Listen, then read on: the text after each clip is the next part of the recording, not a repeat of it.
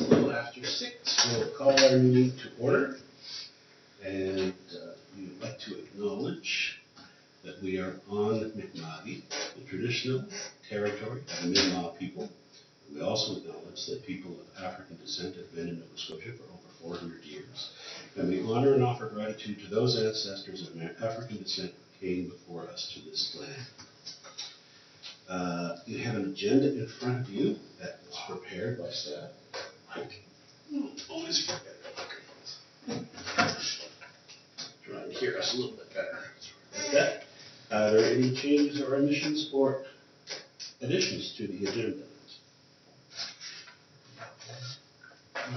Hearing none? Yes, sorry, this piece of correspondence that came. This one from, Yes. okay, the area health, we will put that under new business.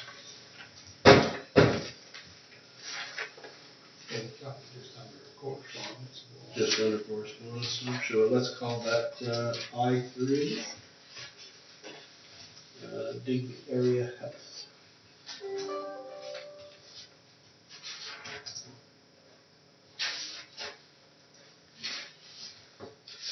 Now I have a consensus for our agenda. So moved. Second. Second. All those in favor of our agenda, signify by saying aye. Aye. Aye. Contrary minded? We have an agenda. Wonderful. Anyone have any declarations of conflicts of interest for tonight or anything on our agenda? Hearing none, we'll move on. We have a delegation this evening. Mr. Allardyce. Peter, please come right ahead. Peter submitted a letter that was in your package. Yeah, forgive the spelling and all that. No worries. It's kind of a draft. Thank you, members. Thank you. I have an issue with the trash bill. I am a seasonal. As the letter basically states that the town does know when I'm not here. I shut down everything. No water, no nothing. So I have no services when I'm not here. I understand it is a contract that you have with the company that's picking up the garbage for the town. And I'm also understanding that no money comes to the town from that contract. All that money that residents are being charged for literally goes strictly for the contract, nothing else. I feel I'm being overcharged. For instance, this year alone, I'm only here for 6 trash cycles. I don't mind paying my fair share, as I've been told that everybody needs to pay their fair share. I think that something should be done. I can only speak for myself, but for seasonals, since we're not here, we're not generating trash, whether we prove that we're not here, which would be like shutting off the water and all that, the utilities, which I do. But at the going rate now, at I believe it was $3.53 per resident, I'm being charged for those 6 trash cycles, $78.42, I believe it is, which is $13.07 per trash cycle. I don't have a problem paying, I'll just round it up to $80. I have a problem with paying $274 or $275 more for a service that I'm not using. Even though it's provided to me, it's a service that I'm being charged for that's useless to me. I usually bring it down to the dump anyway. Last summer I was trying to see if I can get it so that I'm removed off the trash cycle, and I just deal with Greg himself, down at the dump, pay him directly or whatever. Town did, from what I'm understanding, I don't have any paperwork on it, but basically said no. They wouldn't allow it. I don't understand why, if I'm going to pay for my own trash service, why that should be an issue. Other things that we could probably do is stickers. As funny as it kind of sounds, charge us for the sticker, plus the going rate, which right now would be $13.07. Like I said, I don't have a problem paying that. I just have a problem paying more than my fair share. I'm not here. I don't generate any trash. I understand what the contract, from what I've been told, it's the green bin, which right now I believe it's every Wednesday for my area. Our trash cycle is every other Thursday. I can put out as many blue bags, recycle bags as I want, and one clear bag with one, I'll say black bag, but non-see-through bag for personal items. I don't have a problem doing that neither. It's mainly if feel I'm being charged, that amount for a service that is useless to me. I should be able to have permission from the town to have my own trash services. Other things that like I mentioned a second ago, stickers. Now, yeah, that would probably be for all seasonals, or however that works out to be. I'm just mainly concerned about myself. We could have something maybe written up in the contract until I can actually see the contract, a redacted one. I don't know what else we could add to it for stipulations like people like myself, or other residents that, okay, they're only here, but there has to be something, like I said, I don't mind paying my fair share. I would like to kind of clear that up this summer before I go back to the States. The problem is the pay for the service happens whether you're here or not. So unless we have, a whole section of town that's not here, then the truck wouldn't have to go there. Still have to pay the truck to buy your house. I guess that's the problem. And the service, correct if I'm wrong, it's money in, money out. It's a break-even system. It's not designed to make a profit for the town. No, that's correct. Yeah. Are we even able, under the contract, we can't opt out of anything like that now anyway, can we? We can't skip it, correct? No. No. No, we don't. The contract is for the entire town, residential portion of town. And, our contract is for residential garbage only, and it's not, no commercial. Commercial has their own direct contracts with whomever they want to have it picked up and however often, and they pay for it directly. Ours is just purely residential, and it's based on a per dwelling unit. That's how it's billed. So we have apartment buildings that are paying that $353, as he quoted, times the number of apartments that's in that, and regardless of whether they're vacant or they're occupied. So basically, it's the formula is, and it's not just pickup; it's all the disposal. Our disposal costs are tipping fees that are at the landfill, or tipping fees at the recycling depot, tipping fees at the compost site. So all of that is added in. So it's more than just the collection contract that makes up the total for solid waste. Okay, I understand that. That's reasonable. I get that. Is there any way that I can opt out of that service and literally just, because most of the time I do go to the dump myself. I don't think there's even a mechanism to do it.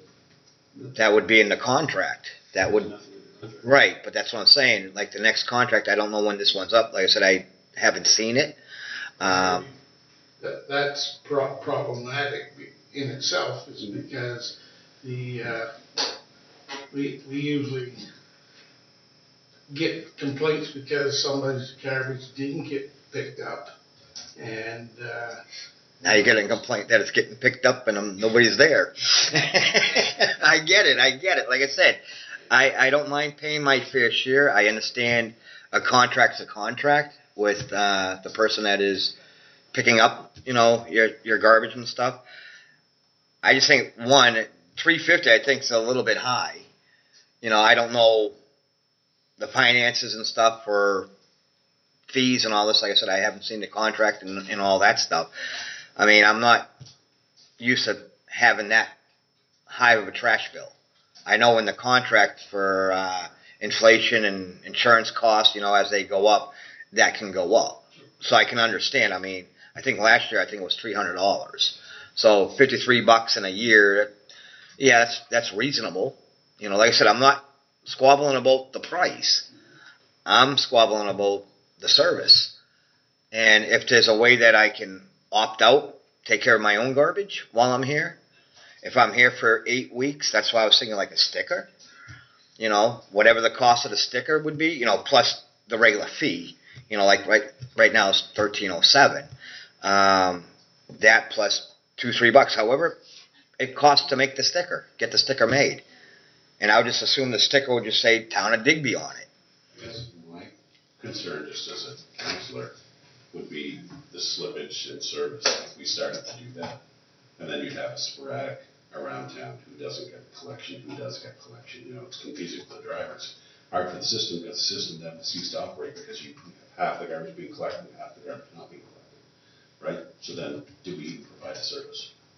I mean, that, just personally, that's where I sit, right? Yep. So I guess that my hesitation, even just to entertain it.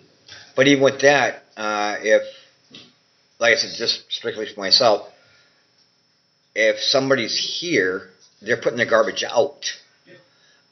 Even though the vehicle goes by, they're not going to stop because there's no garbage, no nothing out there. We still have to pay for the truck for that.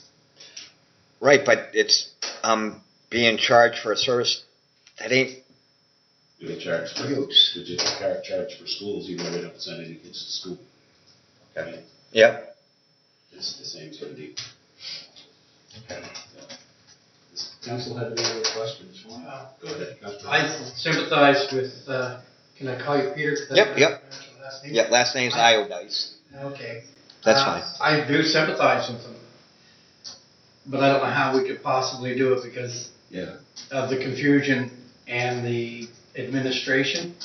It would be crazy, and I know that, like you say, you could take your garbage over to the transfer station. There's no charge for that, but it still leaves you with the residents of town.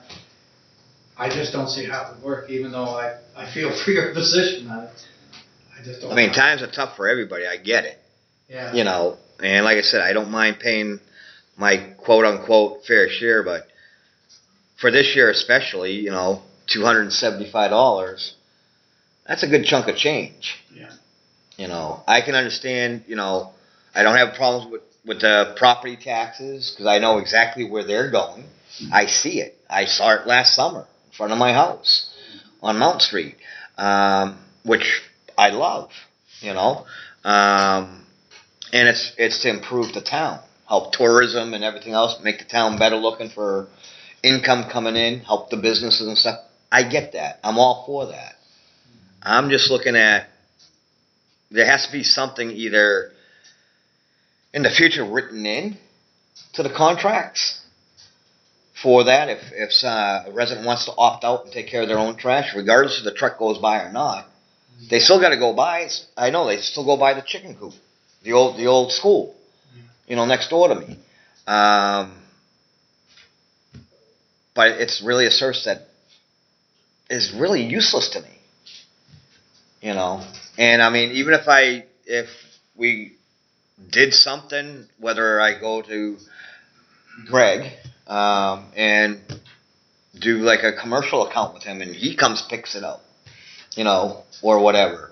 That would be kind of like the same contract that the town has with him, except the only difference is my property isn't really there. They still got to send a truck by.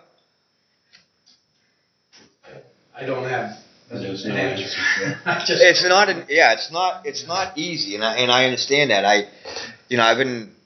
Most of the people up here know that I've been complaining about it. Yeah.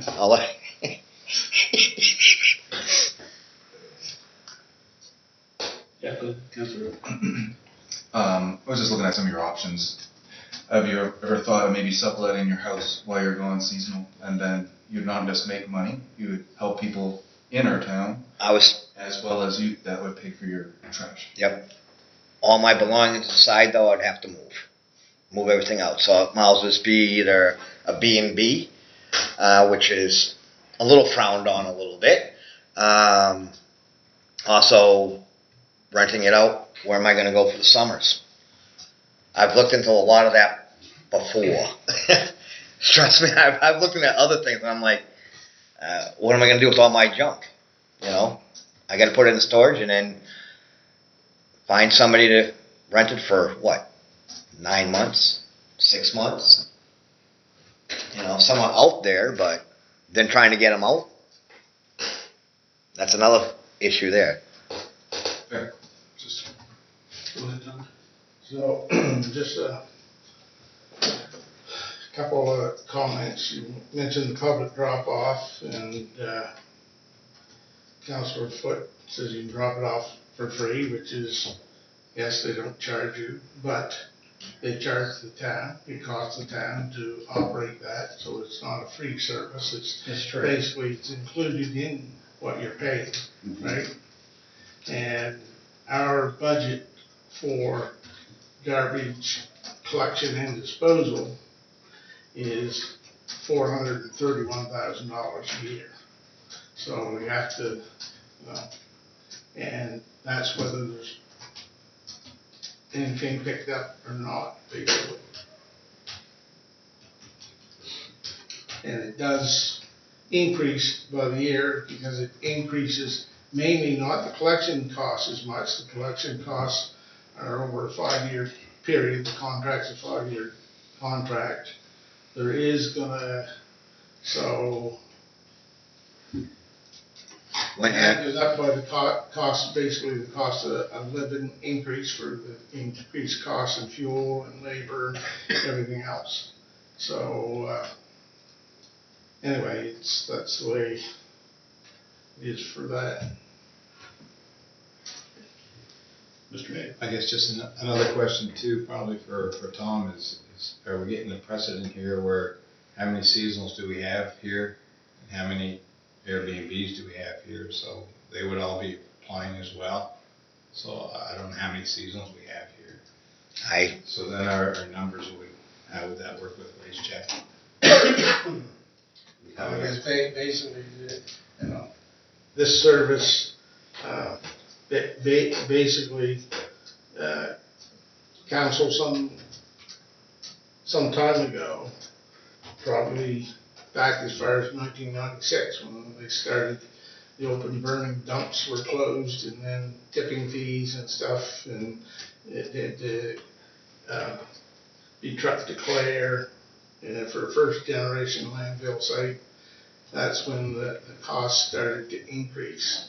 And that's why basically they said that council elected to have it as a separate rate on the tax rate so that people would know how much solid waste costs the town, basically. It's reflective, it's a straight rate for every unit, residential unit. And so, yeah, as far as, what was your other part of the question? Just with how many seasonals do you think we have in town and Airbnbs as I well? couldn't tell you, that's pretty much a crapshoot, because we don't know. There's some that, if they're identified as dwelling unit on the assessment, and that's what we use, is on the assessment roll. If your property has 2 dwelling units on it, that's what you're charged. It says you've got 1, your charge is 1. If it's got 15, you're charged at 15, right? So we don't guess. We go by what PVSC provides us on our assessment. And that's the number. So we take a total of our dwelling units and divide it by the 430,000, and that's basically how we come up with the rate. But it is a separate rate but if it wasn't, it would be included in your, assessment. And, we've had other presentations in the past about it being a set rate per things and not assessment. Well, it's problematic for that type of service because, if it was set in the rate, Mr. Iodize, forgive me if I No, you can call me Peter, that's fine. Anyway, yeah, it's, if it's in the assessment and in the general rate, you're gonna pay for it just like you pay for the streetlights, pay for the snow plowing and everything else that happens. So it's just that the council at that time decided they were gonna break it out, hopefully to help people try to understand how much it actually costs to pick up garbage or deal with and dispose of solid waste. So I guess it would be my argument if I were the garbage dealer to say, well, you're getting, with a contract, you're getting a bulk deal, right? So the money has to be made up somewhere. So if you opted out, I would say the charge for the drop-off would probably go up for you. I think that was reasonable. Yeah, I can see that. You know, would it be the same that I'm paying now? Yeah. Who knows? I mean, that would be something that I would have to sit down with Greg, to determine. It would depend on how many people opted out, right? What's he gonna make up of the difference in the contract? Right. Well, that's why I was thinking, like, if there was a stipulation in the contract, for an opt-out for I'm gonna say, it's not right to say, but I'll say a certain class of people. I don't mean to use that wording, but, I know what you mean, but it becomes, then as a council, we sort of think of it as saying, well, if it's not in your taxes, you're not gonna pay for it. It's the risk then of garbage building up somewhere, because people can't afford to dispose of it. right. Well, the town knows, like I said, they pretty much know the problem properties anyway, which I see quite a few myself. But that's because they're not obeying by the town ordinance, you know, with trash removal and all that, which is understandable. I just think that there's something that could be done. Either have it written into the contract, the next contract, or whatever.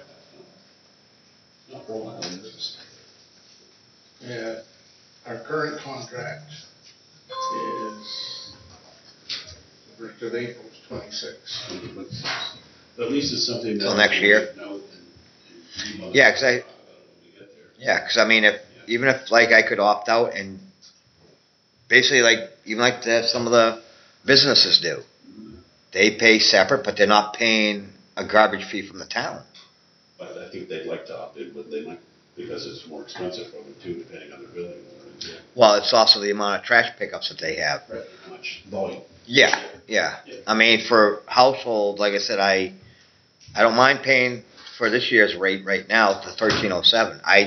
I'm not squabbling about that at all. That's my fair share. I'm squabbling for because it's shut down. You know, and there is ways to track that too. Most seasonals don't shut down 100%. They rent them out, like this council over here was stating. Some have people living in it, the groundskeepers, you know, so they're generating trash. So I can understand that. Unless there's a stipulation in there, yep, water has to be shut off. That way there it's not livable. And that's basically what my house is. It's not livable when I'm not here. Probably an insurance component there too, whether you have to prove that there's someone there every day to keep check. On the insurance, it's seasonal rates. Yeah. And I actually pay double what most Canadians pay. Yeah, it's horrible. Yeah, I'm paying close to $5,000. You know, you should move here year round. Yeah. Yeah, I had dually. I mean, I wouldn't mind. I wouldn't mind working for the town either. quite knowledgeable. I run my own business back in the States. You know, I do landscape and construction and everything, so it's like, I still got a few years left in me. Your property's on the corner of Third and Mount, Correct. and you just cleaned the edges of your property there. I see new dirt. Yeah, I wasn't happy, well, that's another story, but yeah, I wasn't happy with the results that was there. Yeah. So I did ask the town if they could bring in soil for me, and I did it properly. Other than that, you know, it is what it is. I mean, you got to cut back wherever you can and spend the money. Well, you are the pro, so you know how to do it properly. Well, it's growing. I got the grass growing, watering it 3 times a day. So you guys get more money out of me there for the water bill.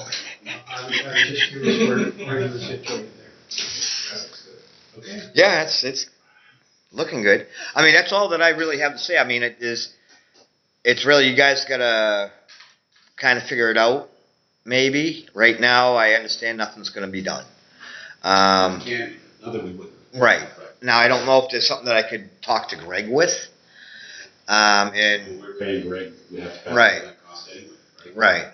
Until we get to the end of the contract. Well, yeah, at the end of the like next year's, what was it, April 26th? You said, Tom. Yeah. So, you know, unless there was something then, starting April next year, that, yep. Greg would even entertain it. Yeah, see, I don't know, because, I mean, yeah, that's, to me, I'm looking at it, that's free money.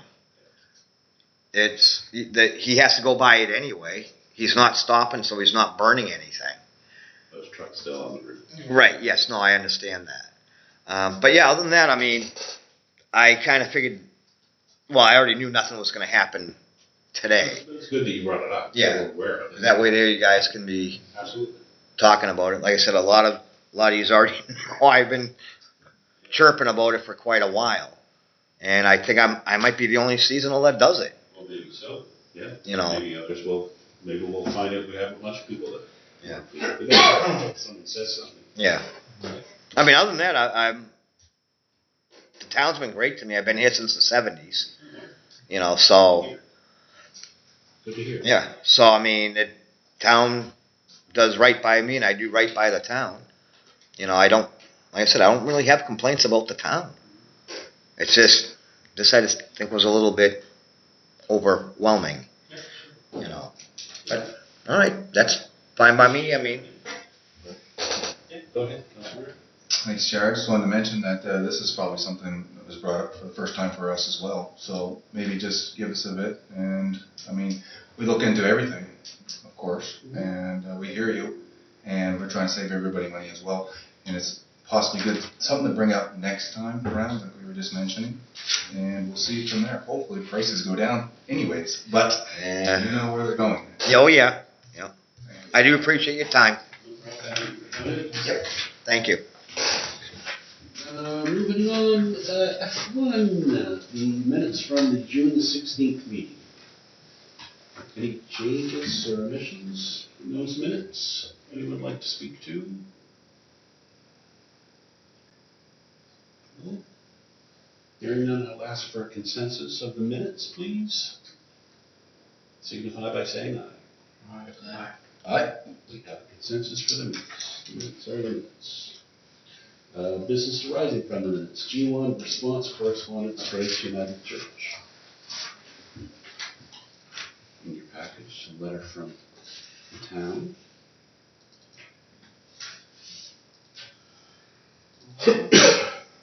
Talk to them about their possibility of a training site. And it's still in the hands of the development officer. Anything further on that, Tom, that we can add? That will be covered in my report. Not gonna wait for that. Go ahead, Councilor Moore.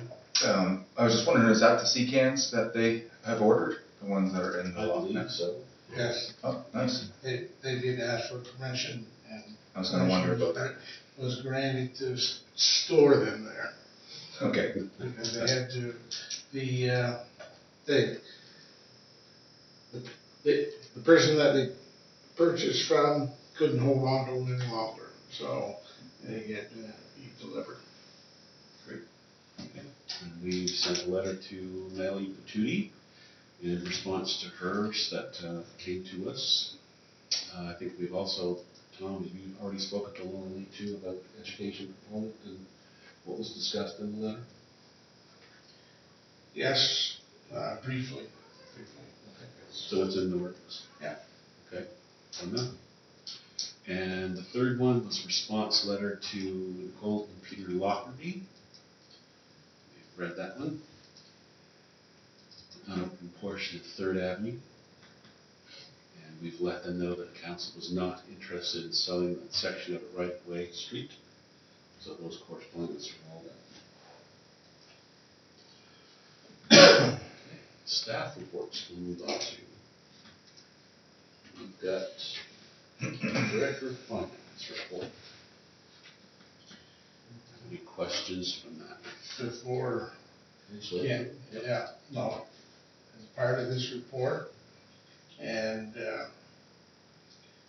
the item there under Provincial Capital Assistance Program, Mhm. I would like to redact that out of his report. I didn't, have a chance to review that, and because basically it's not public information yet. Oh, all right. You got that, Leslie? Yeah. Wants, okay. Fair enough. Any other questions on that report? I'll just make a note that he mentions the insurance premiums for 53 Mount Street, and we were discussing, things that might affect our operational budget in the future. That I don't think we discussed insurance costs when we spoke about it before. So probably a good point to consider that if we're paying $5,000 a year for insurance for a building, that needs to be considered with respect to.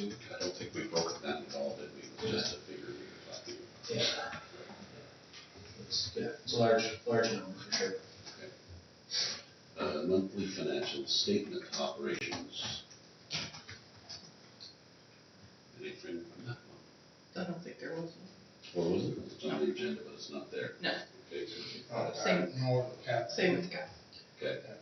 Capital.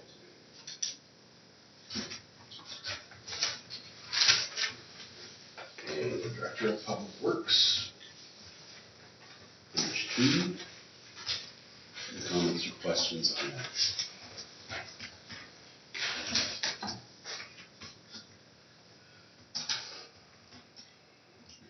I just do have a question, Tom, from that, because it relates to Mr. Iodine next door to Algeria. Al asked me to come over and have a look, and he was promised when they started the work on Mount Street that his lawn would be put back the way it was. And he has some patches of grass that are not growing very well. Of course, I think it's due to the heat and humidity too. But he wondered if the town crew could come and have a look and perhaps do a little repair to what's at the end of his driveway and his lawn. Where, House, he's between the IOF hall and his drive. I guess, sorry.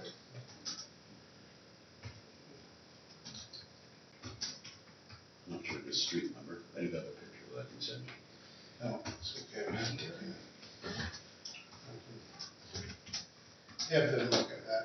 Okay. Nothing else there. We'll move on and talk about the special constable bylaw officer report, protection services report. Any comments or questions from that?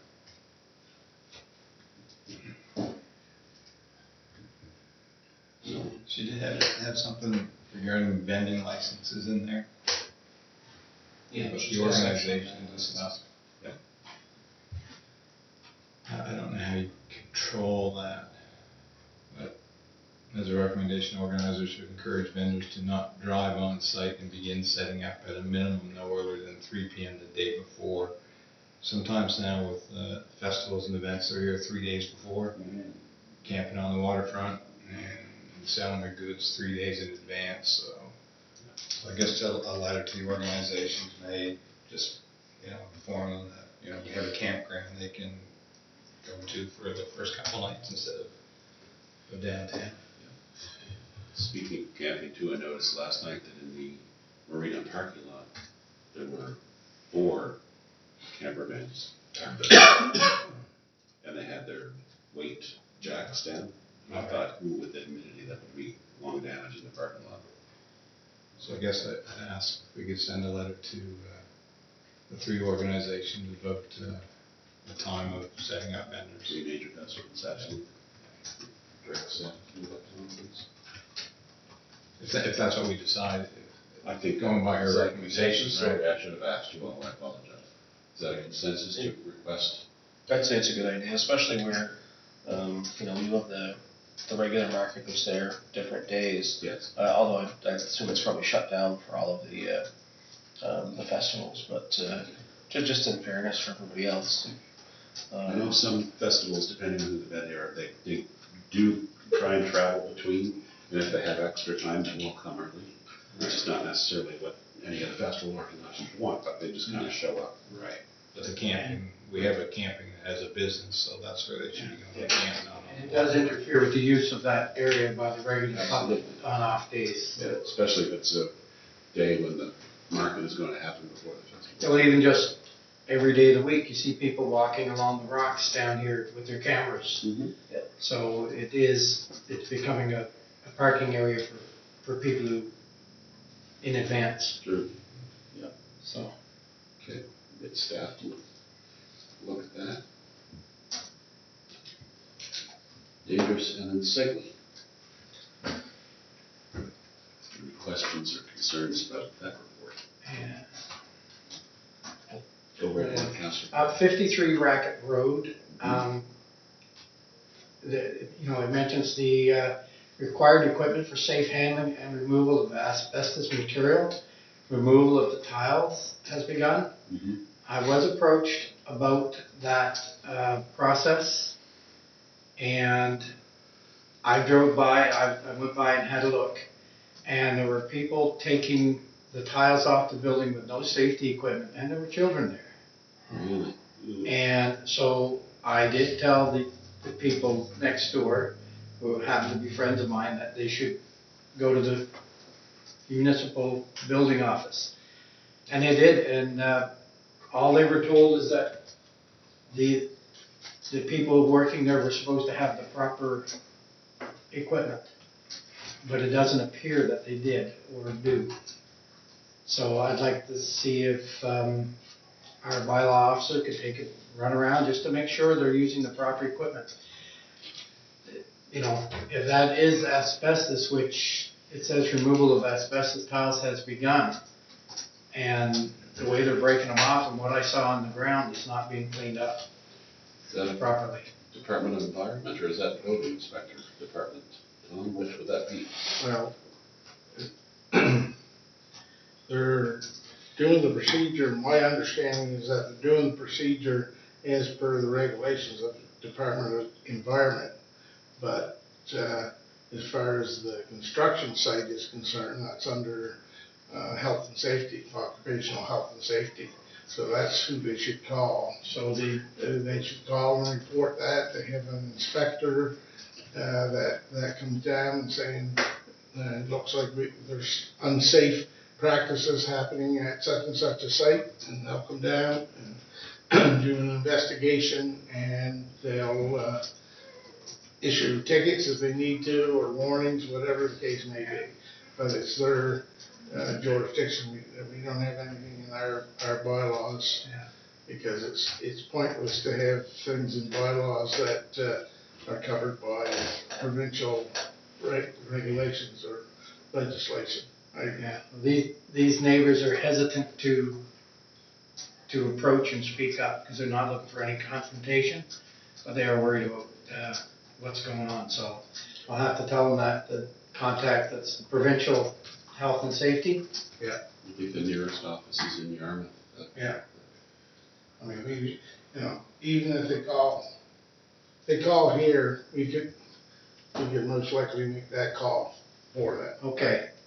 Maybe I'll suggest that, and then they can feel Suggest like, that they talk to Laura Lee and the bylaw officer, and then she can pass on.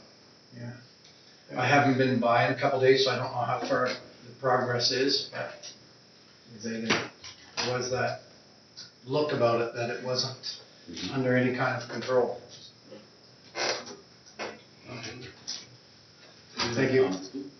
Any other comments or anything from that report? No, I was just gonna add that it's nice to sort of see on there where she's been out to multiple different locations to remind people that hey, you need to make sure that your property's in good order, because we're doing it for, you know, trash and cars and everything else. It's the same for, you know, if grass is 3 feet long, then we want to make sure that we're. She does do well with trying to work with people and getting something taken care of rather than escalating. Yeah. I really like that approach. Yeah. She does well. Okay. So, oh, sorry. No, go ahead. So 10 Carlton Street. A report says she issued the third SOC ticket for failing to comply with an order. Mhm. Now that we are the sort of the owners, that order is ours. Oh. So, Call there'll the be no mayor. more SOC tickets issued. That'll be the last SOC ticket, because, if he wants to fight it in court, he can say, well, I didn't have control of that property at that particular time. So, just wanted council to be aware of that you have to, and the building has been secured. And, I believe the lawn has been mowed, so we'll keep abreast of it, especially the lawn, making sure that it's grass is kept short, and check on the building. So we have to put up with that for the 6-month redemption period, and then after that, council is free to do with it what we will. Okay. So, because it's under redemption period, everything that we did to secure and maintain the building can be documented and should be documented. And if the redemption, we get reimbursed, that's gonna be added to the redemption price. It's going to be my question. Yeah, so it will be, so it's just like anybody else that buys anything through a tax sale. They're allowed to do certain things like secure a building if the roof is leaking bad, in order to save the building or keep the building with the town's permission. They're allowed to put a new roof on it, and the cost of that roof goes on to the thing. So it's not as though the owners, the tax sale under redemption will lose the money that they invest in it. It has to be reimbursed by the owner. So, okay. Any questions on that report? All right, move on to Chief Administrative Officer's report.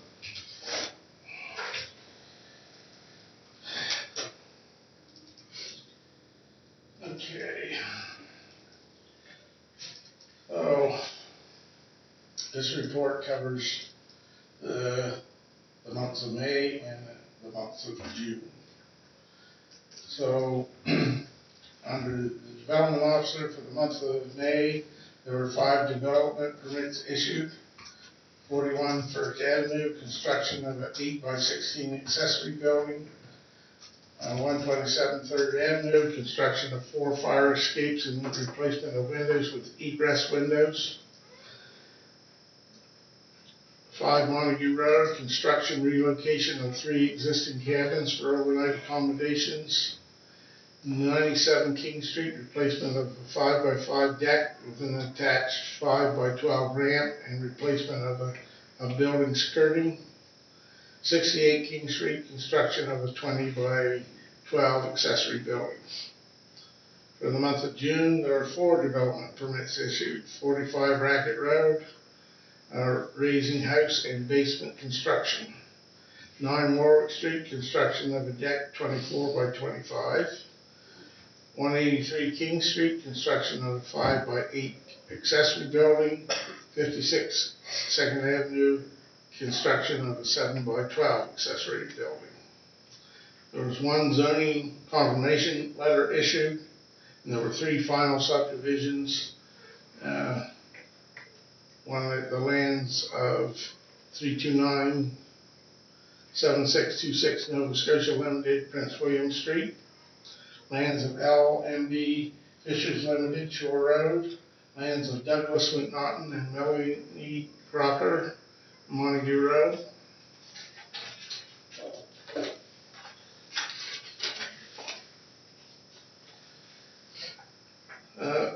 Next item, the NSRAB Planning Appeal Matter number M12061 Planning Appeal.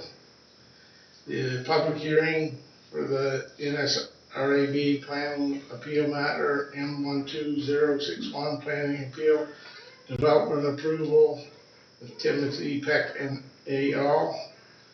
Thomas Road, Digby, PIDS number 303-83731 and 30228522 was held July 14th to 17th at the Digby Fire Hall. In my capacity of development officer, I attended the hearing and gave testimony on July 16th. The board members that were assigned the matter were Kathleen McManus, who was the chair, Richard Bronson, and Bruce Fisher. The appellants were represented by Tim Peck and Jenny Gillis. 8 witnesses gave testimony on behalf of the appellants. The respondents were represented by Jonathan Cumming. 2 witnesses gave testimony on behalf of the respondents. The applicant was represented by James Wallace, the developer, and gave testimony on behalf of the applicants, yes, that's right. The hearing concluded shortly after noon on Thursday, July 17th. The board set the following dates for final submissions, which shall be received by the board at 2 p.m. on each of the respective dates. August 1st, the appellant submissions. August 20th, applicant and respondent submissions. September 2nd, filing of any reply to submissions. And then the board has 60 days following the filing of any reply to render a decision. So a decision on this matter will not be expected before November 2025. Development permit, Digby Fire Department. The Digby Fire Department made application for development permit to build a training center using 40-foot containers on 169 First Avenue. Bid number 302-311-701, owned by the town of Digby. The council has given permission to use the site for this purpose. The development permit was denied by the development officer due to the lot being of insufficient size.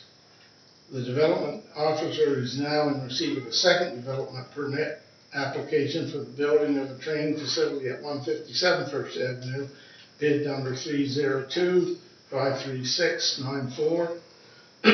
This site is larger at 10,500 square feet with 100 feet of street frontage.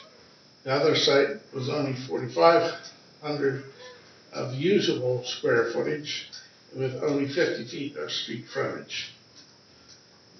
My high-level evaluation of the application shows that the development permit could be approved. And the new site is also owned by the town of Digby, so before processing the application further, I would need the town's permission as owner to proceed. The fire department asked if the containers could be stored on the property, and I gave them permission to store the containers. But before I go any further, could we deal with the permission? Sure. What is the will of the committee? I would make a motion to continue with the development application for the north-south side of the fire department. That's where it's going to go. Basically, the place that they're going to be permanently set up, I guess, is where they're sitting at, not exactly in that, It won't be in that order. that it won't be in that order, because one of those three will be on top of the other, just, right? So the two are stacked in the back and one in the front, Tom? And they're all parallel to each other, not an L shape? That, I still have to ask those questions, because that detail in their site plan, see, I looked at the footprint, right? So the top elevation isn't necessarily the footprint of what it takes, but, it's possible that there's one on top of the other, I don't know if it's gonna go. It may be problematic to get the site distances if it does go That's parallel. what I wondered. Yeah. And the existing container is not moving. No, that's gonna stay there, so that's included in the setbacks as well, right, so. Is there any other questions? We have a motion on the floor. Do we have a second for it? Second that. Okay, thank you, Councillor Foot. Any more discussion? So I'd ask the question of whether, so when we went through this the first time, it felt like it was a little bit rushed in terms of making our decision based on the fire department stress that they really wanted to get this done. Mhm. So we put forth a motion, we voted on it based on the need to get a location. And from what I took from it, we had some conversation afterwards about, is doing this downtown the right thing to do?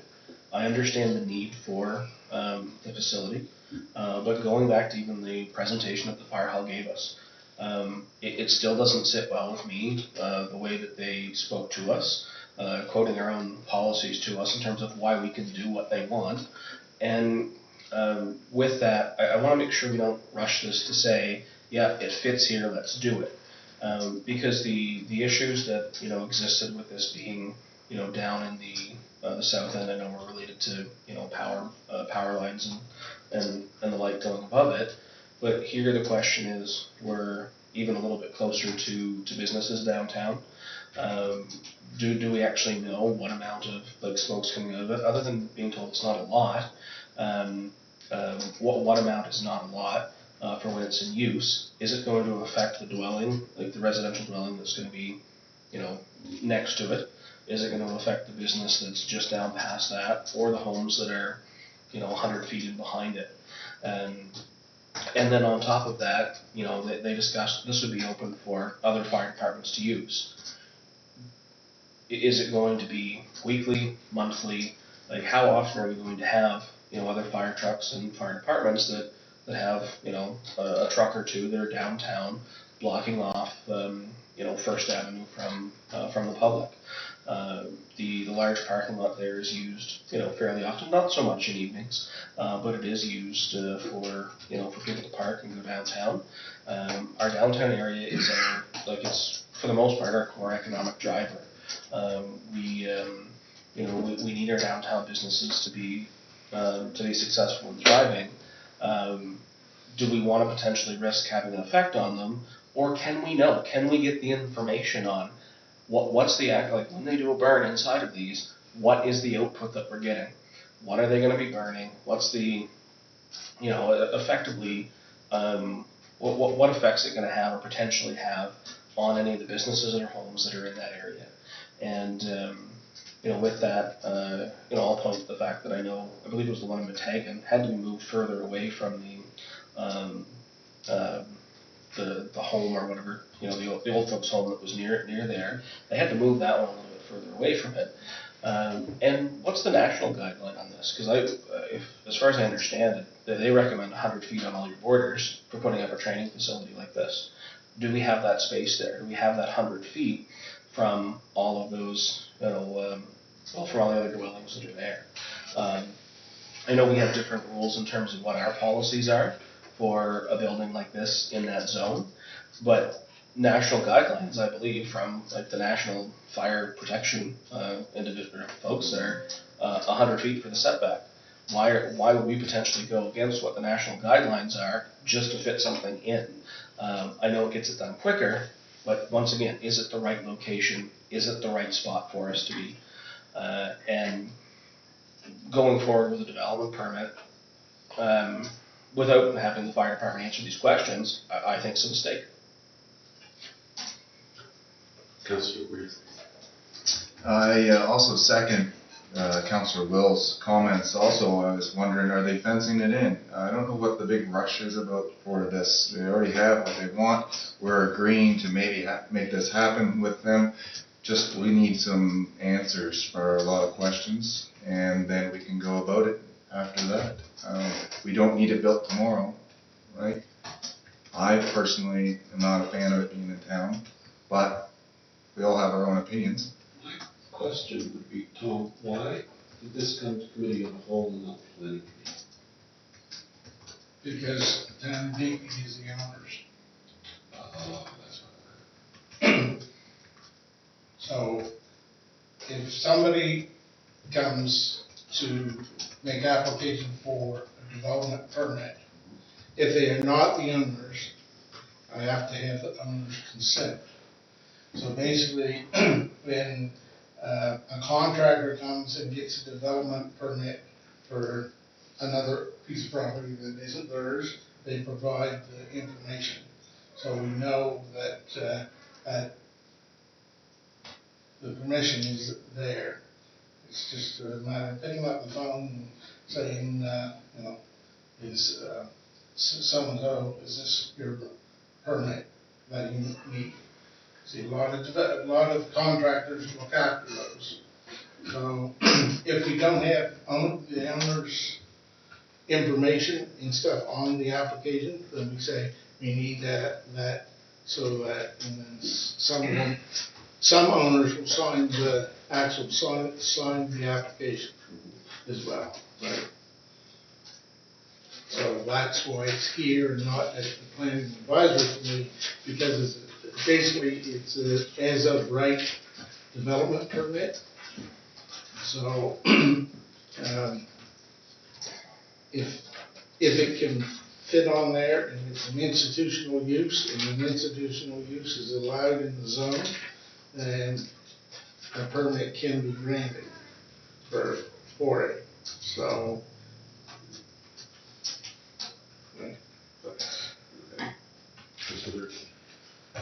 Well, that brings me up to another question then. If that's our property and we give them, the go-ahead, is that going to change our insurance rates and everything else that we're going to have to allow for this to be in our budget for more money? Because right now, that fire, you know how I feel about that, it's already expensive. So here's another thing to add to it. If it's on any town property, it's covered under our liability anyway, right? Our liability insurance will cover the liability of it.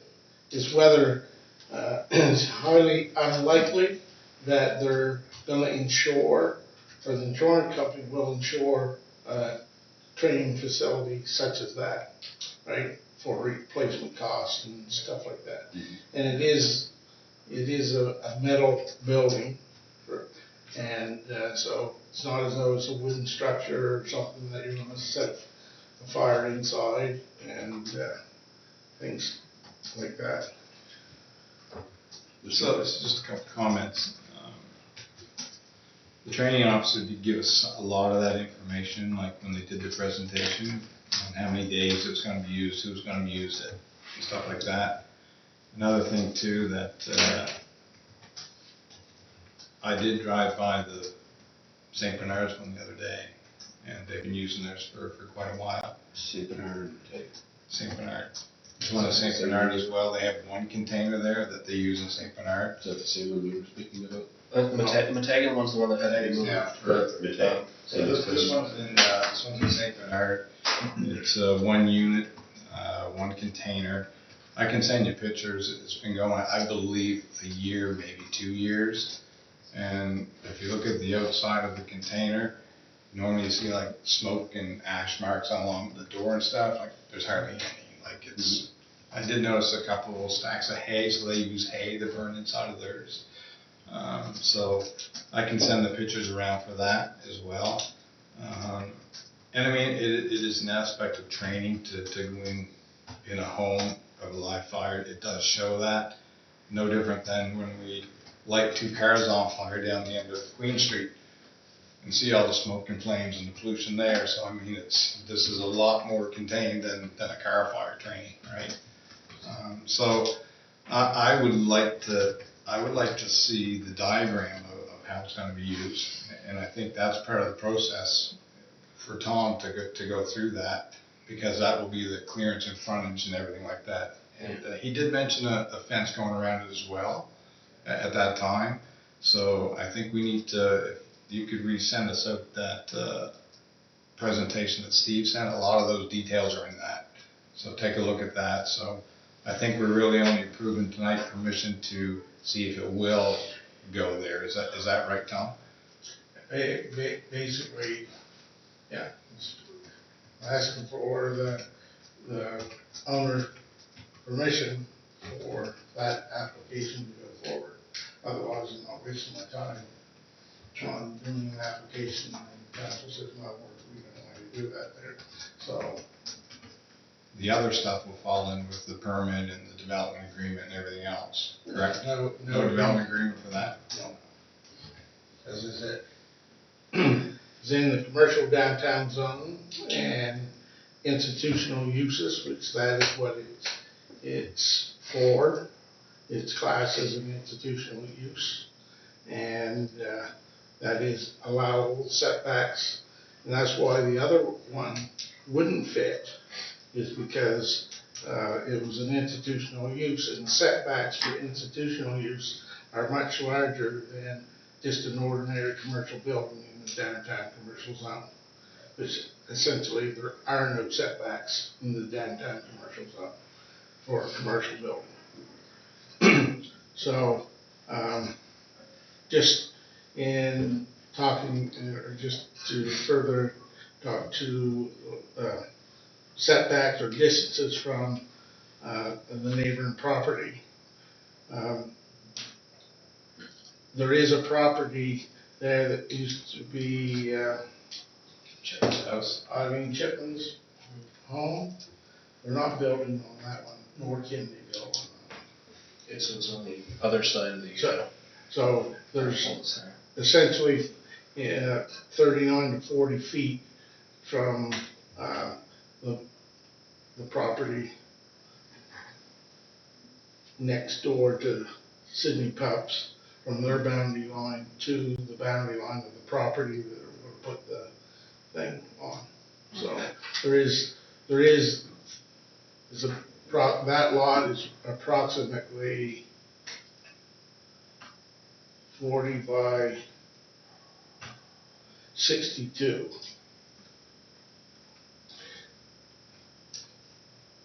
And the other property is almost square. It's 100 along and 104 deep. 104 along First Avenue and 105 feet deep. That takes away quite a bit of parking for the fire department when they're going to a fire or something. And can utilize the other side. They can use the other side now, right? Yeah. I think we even discussed the idea of like Putting the making the parking top lots. part there more accessible for parking and putting something straight over to the, to make it easier for people to access it as is, well, potentially. So again, just to reiterate, the motion that's on, show one second. The motion is on the floor and been seconded, is to give Tom approval to proceed with the agreement, not that it would be approved. That he would basically go through what he has to go through, or the details to come back to council. Yeah, so, if I may, Sorry, Rick. Shane was first. sorry, Lindsay. Go ahead, Shane. Thank you, Mr. Chair. I was just wondering, are we still in talks with that other property, with the greenhouse? Are we still doing something there, or that's no more? We haven't heard a reply. Yeah, that other property, that ball is squarely in their court. They have chosen not to respond, at least to the town officially.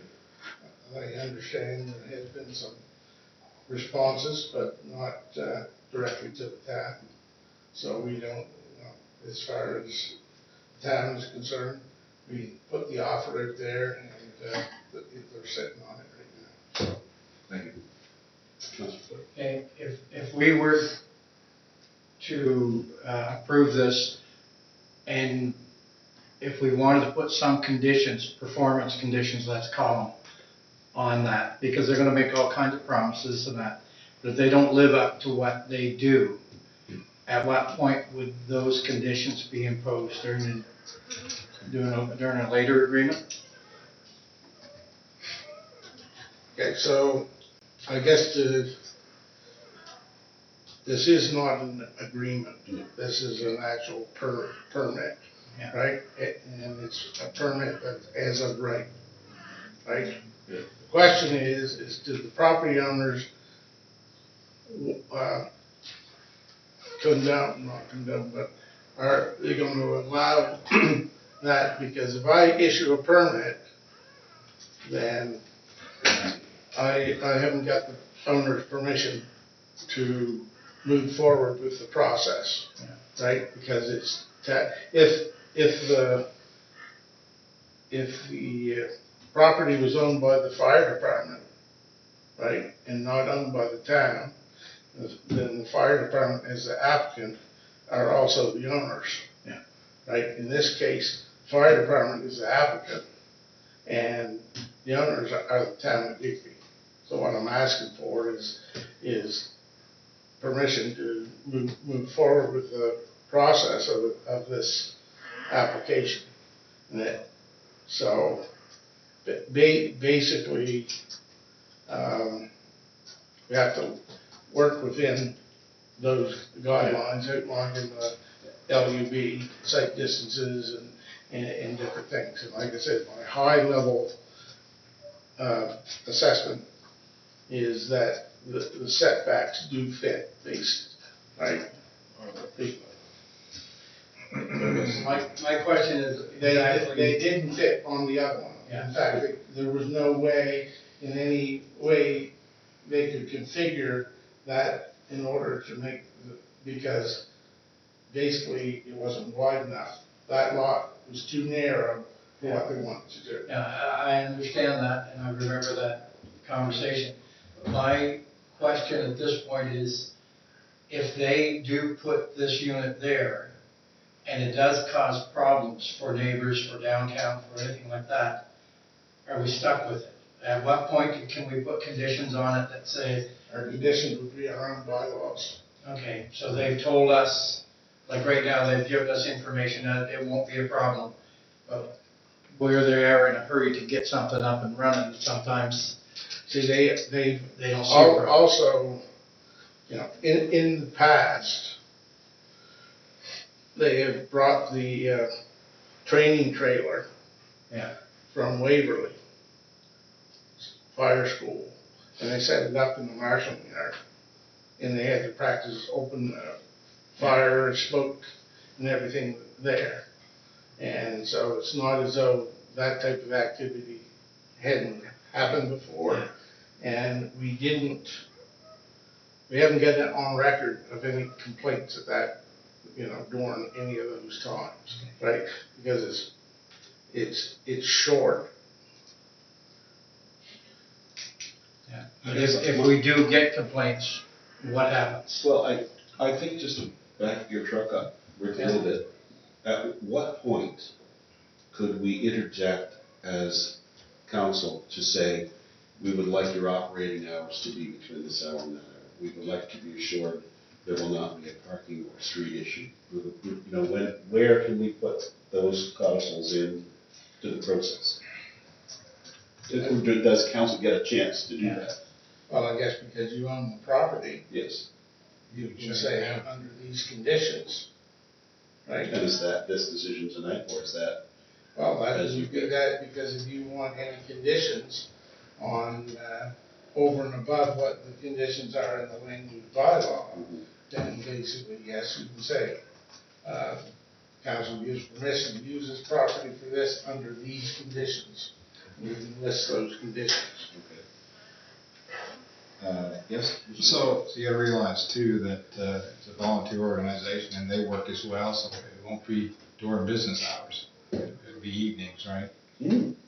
So it's not like you're gonna lose a ton of parking, which really isn't town parking anyway, right? So any event that goes on, they block it off, so firefighters and stuff to park and get into there, so it won't happen during business hours. I think we're, sorry, Shane, just one sec.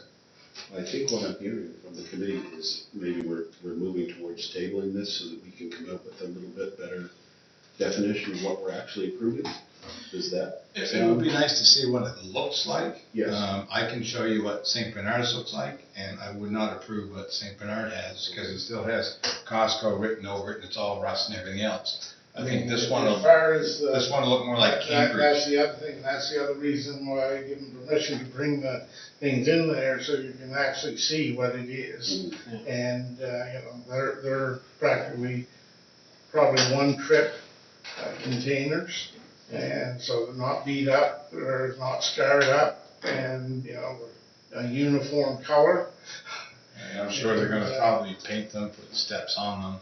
Yeah. If you've ever seen the one in Cambridge, Cambridge has a facility as well, very neat, tidy. It's not on a cement base, that was it. No, not that I know, because they can sit, as long as they got a solid ground, they can sit right on the ground, right? No, it's not. We used to use the Chipman House, and there's hardly any smoke come from that. We used to burn in that all the time, right? So, What is the will of the committee? We have a motion, what would you like to do? I'd like to see the clarification, like Mike mentioned, about exactly what they expect, and some kind of, I don't know what I want to call them, conditions, but something to say, you've given us this information, please realize we're going to make you stand by that information. If you say your smoke's not going to bother the neighbors, you've got to stand by that. If you say you're not going to cause noise, you've got to stand by that. If you say you're not going to block the street, you've got to stand by that. So that there's an understanding. So what I'm hearing is we have to defeat the motion that's on the floor at the moment, and then we have to decide how you want to handle it. Do you want to hammer something out here tonight?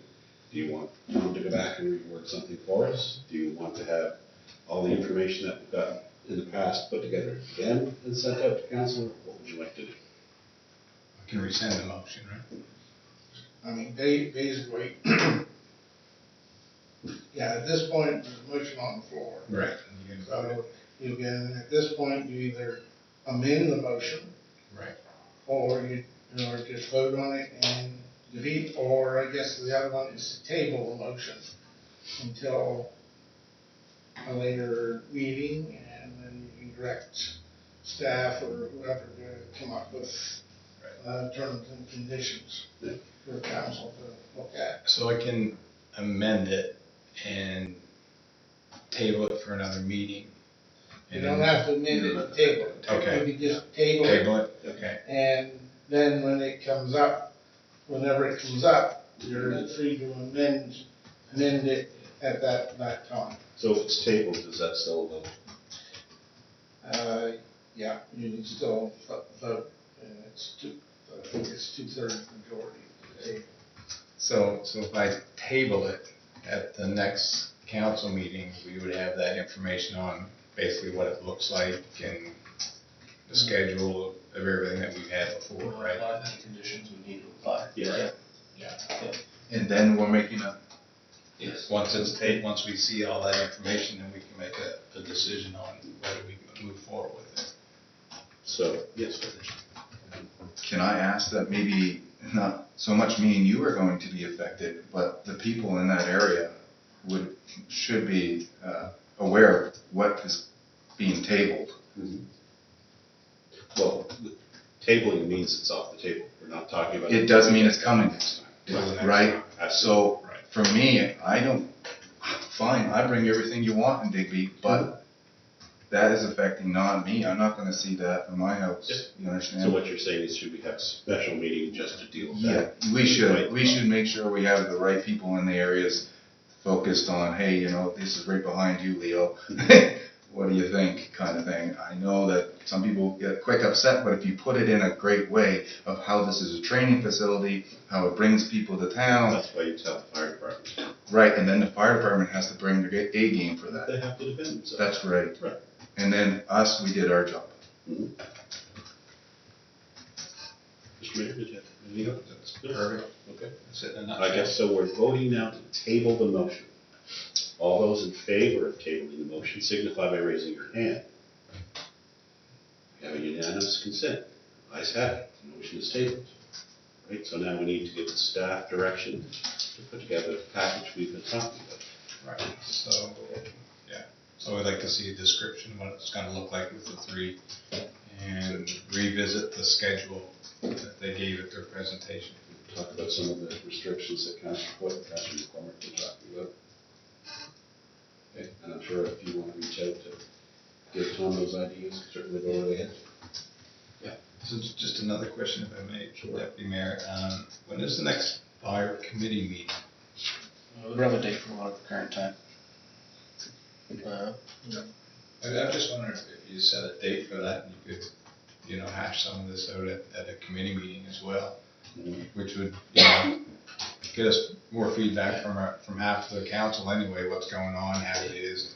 I mean, you don't know how a hose works into the end of the nozzle, right? So if you're over there and you're hearing what's going on, at least you can hear it, right? Even if you have to call a special meeting to deal with it.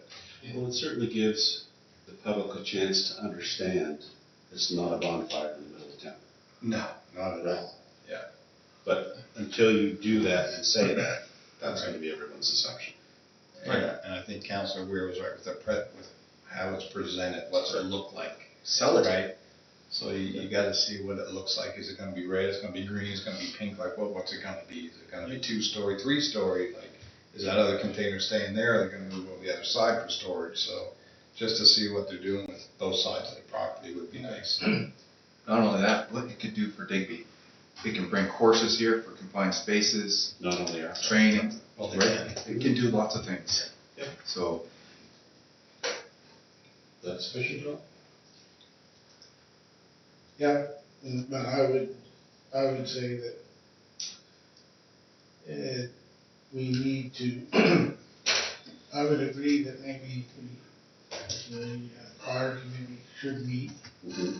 with the fire department, with the representatives, their representatives, and sort of hash this out, and then, you know, there'll be no surprises from either party, if you know what I'm saying. Right, yes. Right? exactly. And basically, because I've been struggling with this for some time, because I said, I am only gonna deal with one person, and that's gonna be the applicant, really, right? And I need to know who the applicant is. So, I would much prefer that the applicant be the fire department, and I deal with the chief and or deputy chief. And then basically, so that things don't get watered down. Right now, it's, the fire coordinator who is handling this file. And not an employee of the town. As far as the application, he's the one that signed the application. I don't even, that's another thing is I don't know whether he's got signing authority for the fire department to, so. There are other things, and that's why I've been sort of cautious about, just saying, yeah, go ahead and build it. And, Exactly. Okay. Development agreement application 186 Queen. okay, so you have an application on receipt of a development agreement application for a 10-unit affordable residential building for low-income individuals. The application is being reviewed by the development officer and the planning consultant to ensure that the application is accompanied by the required information. The application will be forwarded to the planning advisory committee upon completion, on completing the review and receiving any required information. So is update to that today. The developer was sent an email outlining the missing information and what was required, and I got an email back, so, a copy of an email that he sent to his architects or engineering firm to please address the issues outlined in the email. So Good news. once we get the information, then we can start the application is ready to go forward. Yeah, do you have a time frame, Tom? Now it's gonna, again, the ball is back in their court to provide the information. I mean, we could, had this discussion with, a member of the CMHC today, and, I said, we did receive an application, put it right to, PAC, but if all the information, said the time frame is still gonna be the same, because PAC is gonna say, well, we don't have this information, we don't have this. So we try to do our due diligence as the planner and development officer, ensure that the information is there for the PAC to start to consider.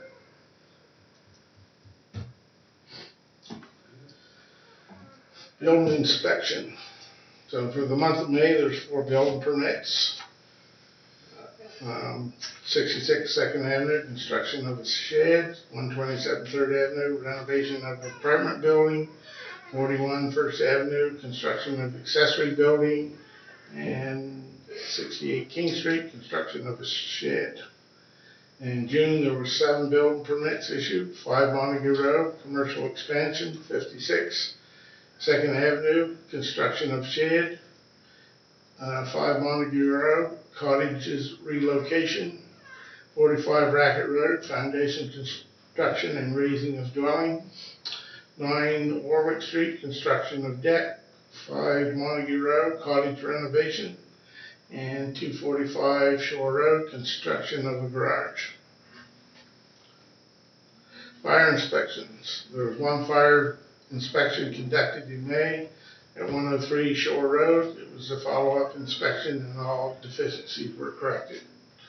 There were 3 fire inspections conducted in June. 21 Warwick Street, deficiency found, given 30 days to correct. 2 Birch Street, follow-up inspection, all deficiencies corrected. 127 Third Avenue, follow-up inspection, all deficiencies corrected. NSRAB fire inspection appeal. There is 1 ongoing appeal filed with the Nova Scotia Utility and Review Board, but it's the RAB now. So matter M11944, Bundy Restaurant Limited. The final submissions have been submitted to the board, and it's liable to be 60 days before the decision of the board is made. Fire department. The fire department responded to 8 calls in May. 3 were alarm sounding, 2 was to investigate smoke, 2 MVCs, and 1 investigate electric smell. So of those 8, 5 calls were in town and 3 were in the municipality. In June, there were 15 calls. 10 of them were alarm sounding. 1 electrical fire, 1 vehicle fire, 2 MVCs, and 1 structure fire. Town had 11 calls, municipality had 4. Visitor Information Center. The Visitor Information Center officially opened its doors for the 2025 season on May 17th. Despite a rainy and cool start to the season, they had 166 visitors come through so far. While weather has impacted foot traffic, we're excited about the upcoming months and have been actively brainstorming ways to draw in more visitors. Current initiatives and ideas. We've been brainstorming creative themes and events to increase engagement and showcase our local culture. Starting in June, our back room will feature a rotating monthly display beginning with local artists and crafters. This is an opportunity to support the creative community and offer visitors something fresh to return for. For July, we're planning a lobster bash theme in celebration of lobster season and our region's rich fishing heritage. Feature highlight lobster display. As a fun photo op and attention grabber, we set up a lobster trap display outside the center, complete with a stuffed lobster.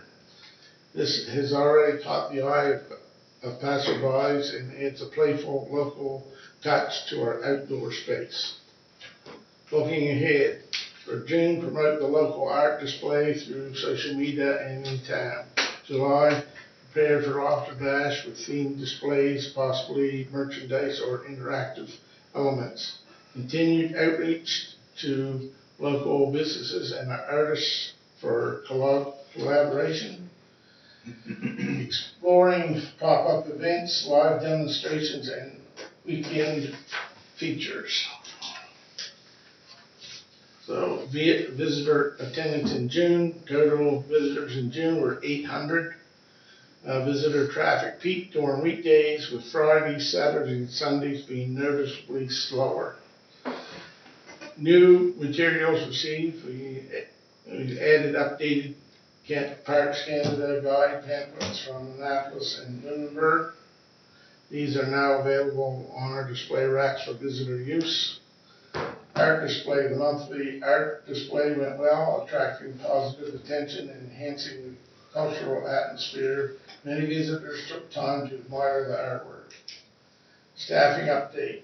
Brianna's last day was June 28th, and we wish her success and thank her for her dedication. Otherwise, she was on maternity leave. July plans, we are preparing a lobster themed display and to highlight our region's connection in the lobster industry. The exhibit will be both educational and visually engaging. Observation and notes, Parks Canada brochures continue to be a top resource for visitors. Staff remain focused on delivering friendly and informative service throughout the month. The Visitor Ambassador program began on July 3rd. More details will be in the July report. I had discussed the location of the VIC with the VIC supervisor, who is our longest term VIC employee and was employed with the town when the VIC was located at 110 Montague Road. She felt that the VIC should return to the 110 Montague Road location. Office of the CAO, King's Transit. On July 10th, I sent an email to the NSRAB to seek clarification on King's Transit application dated July 4th, 2025 to amend their motor carrier license to remove the fixed route service within the town of Digby on Route 5A and Route 5W. And the board's response dated July 9th to Slava, I'm not going to try to even pronounce the last name, that directed King's Transit Authority to retain the existing route 5A and 5W until the board has held a hearing on the matter and issued its decision. So I asked him two questions. Can you clarify the last paragraph, which is the King's Transit is directed to retain the existing route 5W, Weymouth to Cornwallis, and or 5E, and route 5W, Cornwallis to Weymouth, until the board has held a hearing in the matter and issued its decision. I said, can this be interpreted by the town council of the town of Digby and its residents that the removal of the fixed route service within Digby, within the town of Digby, will not be suspended as of April 1st, but only after a hearing in the matter is held by the board, and it has issued its decision on the matter. So that was August 1st, just for the record. Yeah, that's the August 1st one, right? And secondly, would the town of Digby have any standing in a hearing on the matter? And the town of Digby was not fully consulted on this issue and is not in support of KDA's application without meaningful consultation on this service. The town of Digby would like to have the option of providing evidence in the hearing, as this greatly affects our community. On July 11th, 2025, I received the following response. This will acknowledge receipt of your email dated July 10th, 2025 regarding the above matter. The board member considering this matter is Bruce H. Fisher, MPA, CPA member. The board confirms that removal of or amendment to Route 5E, Weymouth to Cornwallis, and Route 5W, Cornwallis to Digby, operated by King's Transit Authority, can only be made with board approval. Accordingly, the service must therefore remain in operation on its current schedule until the board has conducted a hearing and issued its decision in the matter. The board notes that the application identifies August 1st, 2025 as the proposed effective date, and advises that there is no guarantee that it will be in a position to issue its decision by that date. Town of Digby is entitled to object to the application and to appear at a hearing in this matter. Should the town wish to do so, it may provide evidence or make submissions as appropriate. A copy of the application is enclosed for your information. In addition, should parties wish, the board may be able to conduct an informal settlement conference presided over by a board member. The procedures of such a conference are set out in Section 18 of the board's municipal government rules, which is available on the board's website. I've been in contact with our legal counsel, and as of writing of this report, we have not had the opportunity to, discuss the matter. That's the end of my report. Any question on that part, Tom?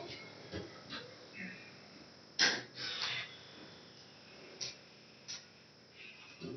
Hearing none, I'll look for a motion to approve all of those reports. So moved. Second. Second. All those in favor? Aye. Contrary minded? The ayes have it unanimously. All right. Correspondence, both letters we can take together because they both deal with transportation. A letter from Maureen Gauthier and a letter from Christiane Ward. I suppose everyone, like myself, got those individually in their mail as well. A couple times. Yeah. Yeah, so just if I may, I've talked to Maureen Gauthier, for Lobster Bash. I guess she did write a letter here. I told her I'd keep her in the loop of what's going on, and with this coming up with that, I knew it was on the horizon, so I didn't call her back yet. Christian Ord, he sent me a couple of trash emails. I suggested he call me and we set up an appointment to talk, but I haven't heard back from him yet. I don't know if he lives in town or not. So, but I have offered to meet with him, sit down with him, and he hasn't got back to me. So, and then we got another email this weekend. So. Could we make sure those folks go to the transportation committee? Maybe that already, but. I've also had about 4 calls, and I have the name and numbers in there that I can get back to them as well once we've decided something. So. Okay. I guess we'll wait for you, Mr. Mayor, to have your conversation, and if we need to make a reply from council, I guess we will. Sure, that's what you wish. Okay. Is it, well, I'll just put this out there, is it the will of the committee to have it published on the town's social media websites that August 1st is now not the end of service, but that is still up in the air? I see that the correspondence from the RAB mentioned a preliminary. Tom, what does Tom think? I think that any, now that they're, basically, any of those, if you go on the website, the RAB's website, the letter that they sent to me in care of the town is on there, so for us to, duplicate that, it doesn't make, Especially if it doesn't have a guarantee. Yeah. True. As I was saying, they've requested, they'd like to schedule a preliminary teleconference. They suggested Thursday, July 24th. So I think we should at least go through that before we make any moves in any direction on transit. So we've spoken to them. I don't know who they're expecting to be at the teleconference. Respectfully, I think, Councilor, but that's part of an in-camera discussion we're gonna have in a minute. Okay, thank you.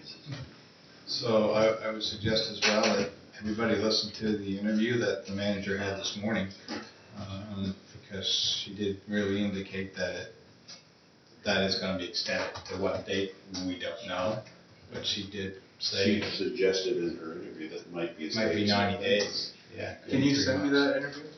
Just go under information. Yes, sir. Information from CBC Morning. Yeah. Yeah. Interesting. Very good. Okay, we'll move on to I3. Included in the package, Dubuque Area Health Management, a letter from Nancy Wally, basically supporting any of our developments within the town of Dubuque that would contribute to housing needs, particularly as it relates to recruitment and retention of healthcare professionals. It's nice to get a letter of support that tries to make sure we do all we can to make housing available.